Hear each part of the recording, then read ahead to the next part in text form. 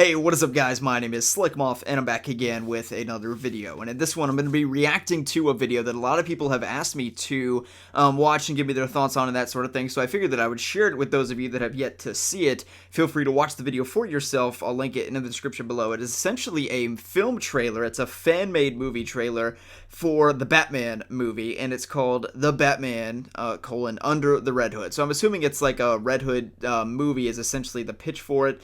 But it's fan-made, of course, and it's going to relate to The Batman, which Ben Affleck just revealed today is the name of the Batman solo movie, at least unless he decides to change it, okay? So that's really cool news to accompany this reaction. So let's go ahead and take a look at this trailer. It has a lot of dislikes. Now, it has 2 million views. The Red Hood is a very, very popular character. Jason Todd is, just generally speaking. So it doesn't surprise me it has a lot of views. It does surprise me it has, like, basically an equal amount of likes and dislikes, which is, of course, generally you want to have more likes than dislikes, and indeed this video does, just not by much. So, and then I read the comments, and the comments are all very positive, so let's just take a look at it. So I'm going to put it in full screen really quick, and we're going to go ahead and start in 3, 2, 1, cut 1, go. So once again, this is 100% fan-made, you know. Unfortunately, there is no official Red Hood movie or anything like that.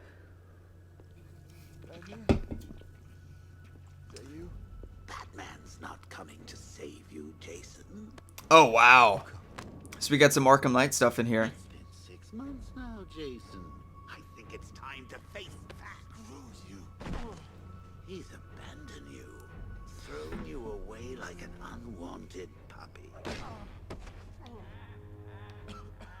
Oh, wow. So you got the BVS DC Comics logo.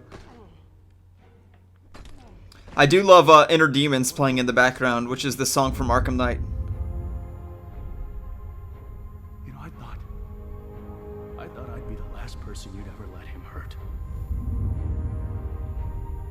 If it had been you that he'd beat to a bloody pulp, if he had taken you from this world, I would have done nothing but search the planet for this pathetic pile of evil death-worshipping garbage. Oh, that's a great shot there, the Joker.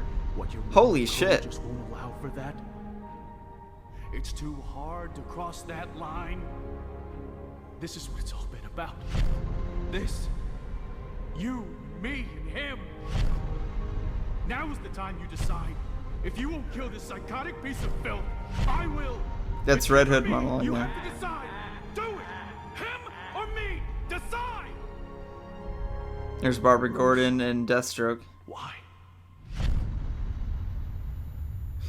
That's pretty cool. I mean, as far as fan trailer goes, I mean, it's definitely fan made, right? I mean, you've got the monologue from Arkham Knight. I don't remember exactly where that monologue is from. You know, that's voiced over the majority of the last half of it.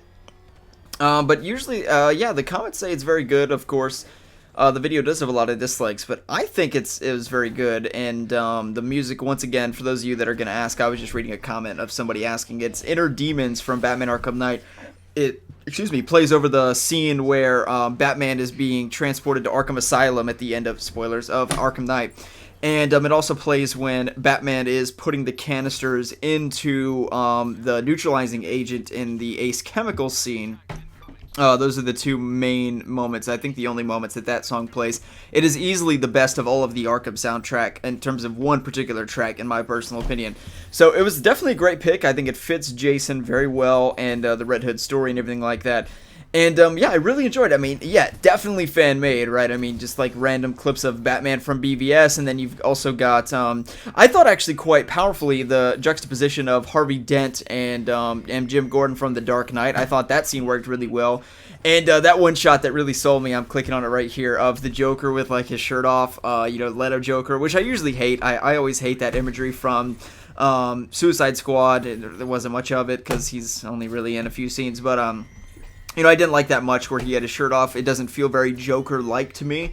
But when it's presented in a way that's a little bit more serious and is not, you know, like funny Joker, he's kind of toying around with his shirt off, but as like a serious, you know, villain sort of thing, I think it works really well for Leto Joker. And the only time I don't like it is when, as I mentioned, it's just like, oh, you know, I'm the Joker, I don't have to have a shirt on, blah, blah, blah. That's my Joker impression. That's about as good as it gets. But yeah, I really liked the live action. I think that stuff was filled in by them, by the trolley smasher guy who did a little bit of acting, carry the crowbar around. It's mostly, kind of filler shots. You don't actually see the Joker or anything like that. But overall done really well. I really enjoyed it. And that just raises the question. I really hope we do get to see Red Hood or Jason Todd in the new Batman film. I've always been an advocate for introducing the Bat family, including one Robin. It could be Jason, or it could not be. In this Batman solo film, include a Robin and also include Batgirl and maybe another Bat family member. I think you have to avoid it being too crowded because people know who these characters are in a vague sense. And I know people would advocate for, like, I really want to see Jason Todd as Red Hood, or I really want to see Dick Grayson as Nightwing and not as Robin. I will say this, that I would like to see them in that way too, but it's going to be best to portray either of them, once again, as either Robin or as Robin, as opposed to Nightwing or Red Hood, simply for the fact that if you were to go on the street and ask 100 people, random people, who's Red Hood, probably 3 of them will know, max, absolute max. If you ask people, do you know who Batgirl is?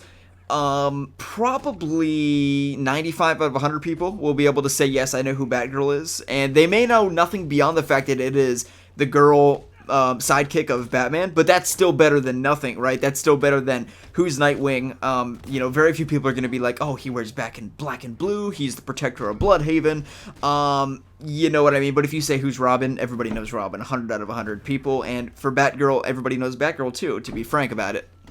So, we have to sort of sacrifice, in the pop culture sense, films being mainstream, and that's why I'm a firm believer that animation is the best form to portray superhero stuff in the mainstream, because you can have that medium of appealing to a mass audience while also being faithful to the canon. I don't know if you really can just throw Nightwing into this Batman solo film, but they may do it. Who knows? You've got Jeff Johns working on it.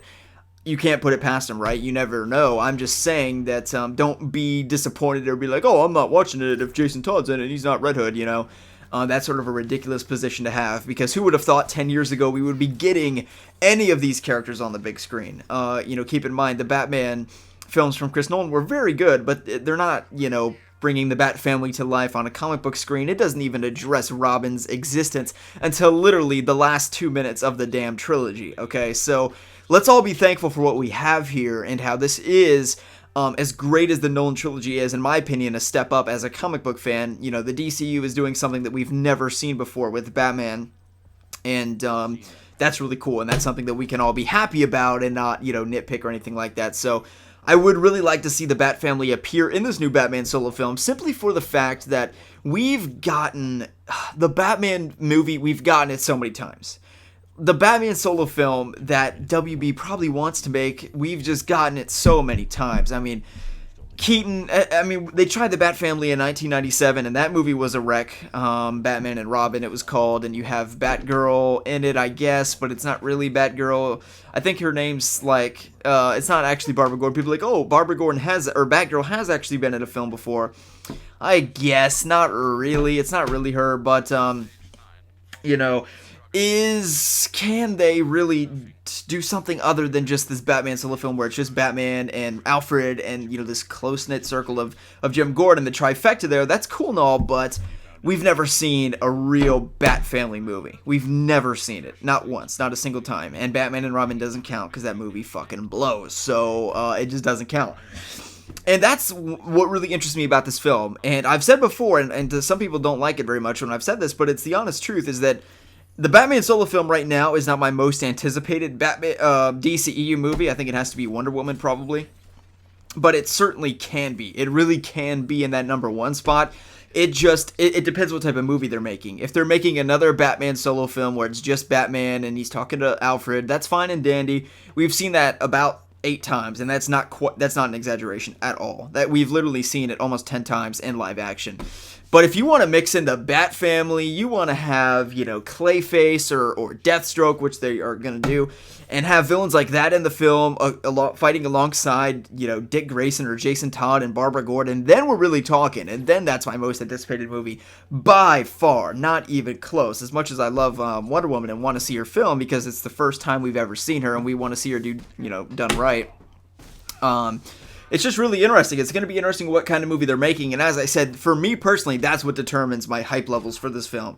If they're just doing, another Batman solo film like the last 10 of them were, in live action, then I'm excited for it. Of course, I'm excited for it. It's just that we've already seen it. You know what I mean? So I want to see the Bat Family in there. I want to see a comic book Batman film. And, I love Christopher Nolan. I'm the biggest Nolan shill on planet Earth. You don't get any more shillish, whatever the hell you want to call it, fanboyish, basically. My fanboyness for Chris Nolan is unparalleled, most people would say. But even so, they're not comic book movies, really. They don't play out like comic book films. So, and that's coming from somebody that has seen The Dark Knight well over 50 times. I love that movie. But it's just not what I want to see out of this film in 2018, a decade after the release of The Dark Knight. So hope you guys have enjoyed the video, and if you did, feel free to give it a thumbs up. Let me know your thoughts on the trailer, but also just everything that I said in the 8 minutes after the trailer, and sort of my thoughts on everything in the DCU as a whole. Hope you guys have enjoyed the video. If you did, feel free to give it a thumbs up. My name is Slikk. We'll see you in the next one.